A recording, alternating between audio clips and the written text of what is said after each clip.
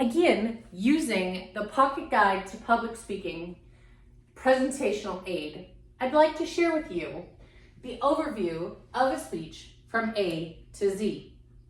As you know, I could use the slides from any textbook, the slide deck, the PowerPoint, the Prezi, the Google Slides, you name it. I could use any of those to teach you about public speaking, because many of them share similar qualities in helping me to teach you about public speaking. When you're starting with A, it means to analyze the audience. You need to learn audience members' attitudes and motivations. How do you learn this? Through interviews, questionnaires, and similar techniques. You want to consider their demographic characteristics. Much of this we'll learn later on when we discuss specifically analyzing the audience.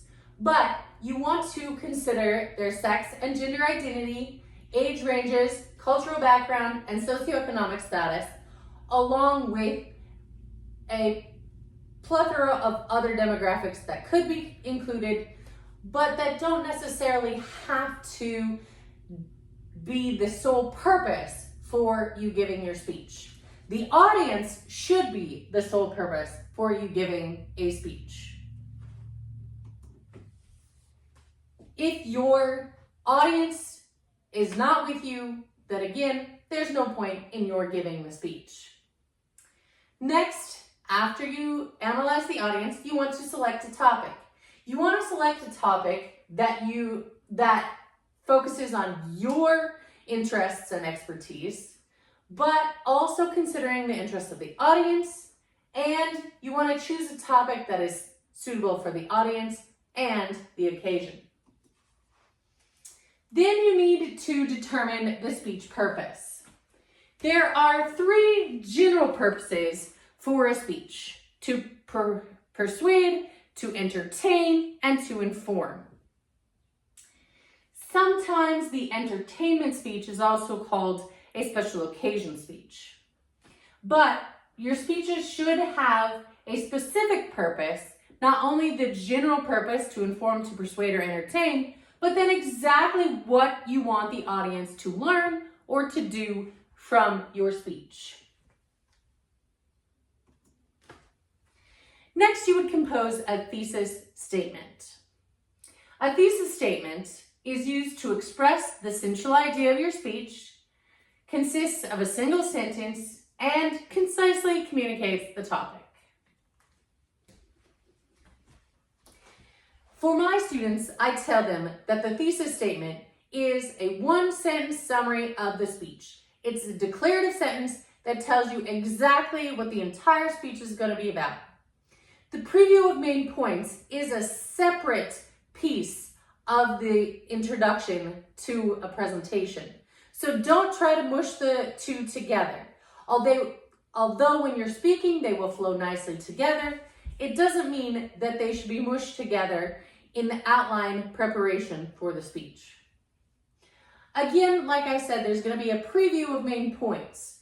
So your main points should be primary pieces of knowledge for the informative speech, key claims for the persuasive speech, and you should have 2 to 3 per speech. Personally, I believe that there should be 3 per speech, because 3 is a good number for the audience to remember. Again, I've been giving presentations since I was 12, so that was a few years ago. And 3 is the ideal number of main points for people to remember. The major parts of the speech, as I may have mentioned before, are the introduction, the body, and the conclusion. Every piece is essential and every piece is important. Why do I say that these 3 pieces are important? Well, the truth is that if you want your audience to get something out of your speech, to remember your speech, or to even pay attention, you have to help them follow each step. You have to help them them through the science of public speaking. This is the objective part. So in the introduction, you want to introduce the topic and yourself, the speaker. You want to alert your audience to the thesis or the general purpose of your speech. And then you catch the audience's attention and interest. The body of the speech should contain the main points and subpoints, support the thesis of the speech, and then once you get to the conclusion, you should be essentially repeating information from the introduction and the body of the speech. But it is essential to remind the audience what you have discussed. So in the conclusion, you want to restate the thesis and you want to reiterate how the main points confirm or have confirmed in the conclusions that you will draw. There is an outline used for a speech. There's an outline used for any type of speech. The type of public speaking that I teach is extemporaneous. An extemporaneous speech is speaking from a keyword outline. It doesn't require anybody to read the speech, and it doesn't require it to be memorized, but it does require it to be prepared and practiced. The outline provides you a framework for your speech. It is based on coordination and subordination. So when you are outlining your speech, particularly if you're doing it on paper, before you transfer it to note cards, you want to use Roman numerals, letters, numbers, all of those things with indents that make it into an outline. You want to coordinate your points. The main points need to go together. They should be equally important, given equal time in a speech, and they should be indicated by some sort of parallel alignment. Your subordinate points, of course, will be given less weight than the main points, and they'll be placed to the right of points that are supported by the subordinate points when you're creating an outline. You should have a working outline, a speaking outline, and then a final drafted outline. The reason that I say you should have all three is so that you can see that there's a progression from the working outline, which contains the points to be stated in complete sentences, and then you should have a final finished looking product before you transfer it to the speaking outline, which should be note cards. The speaking outline is far briefer. It uses short phrases or keywords, and it should be printed, like I said, on separate sheets of paper or on note cards. You also may want to consider presentational aids. Although the presentational aid I am using isn't an ideal presentational aid, it does work for the purposes of teaching public speaking. But if I'm going to use a presentational aid, I need to have a reason for it. So it should be used to help my audience understand my points.